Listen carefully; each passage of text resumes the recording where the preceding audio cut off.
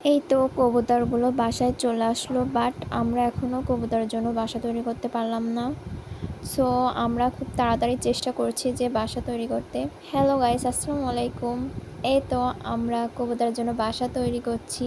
আশা করতে পারি খুব তাড়াতাড়ি আমরা কবুতরের বাসাগুলো তৈরি করতে পারবো ইনশাল্লাহ। যে কবুতরগুলো দেখতে পাচ্ছেন এগুলো আমি আমার বোনের বাসা থেকে নিয়েছি। আশা করি কবুতরগুলো খুব ভালো হবে। আমার মনে হয় কবুতরগুলো খুব তাড়াতাড়ি ডিম বাচ্চা দেবে ইনশাল্লাহ।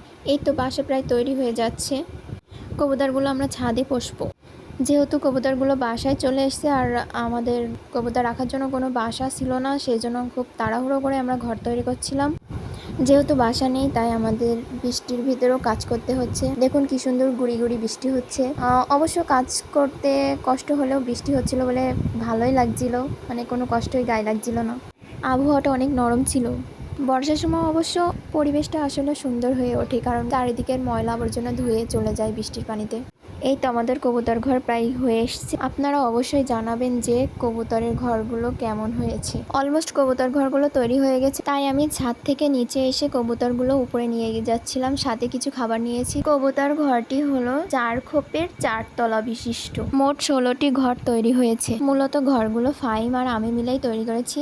বলা যায় ও মিস্ত্রি আর আমি ওর হেল্পিং হ্যান্ড। এই তো এবার খাবারগুলো ঘরের ভিতরে রেখে দেবো। এখন কবুতরগুলো ঘরের ভিতরে ছেড়ে দেবো। তারা নতুন ঘর পেয়ে অনেক খুশি হয়েছে।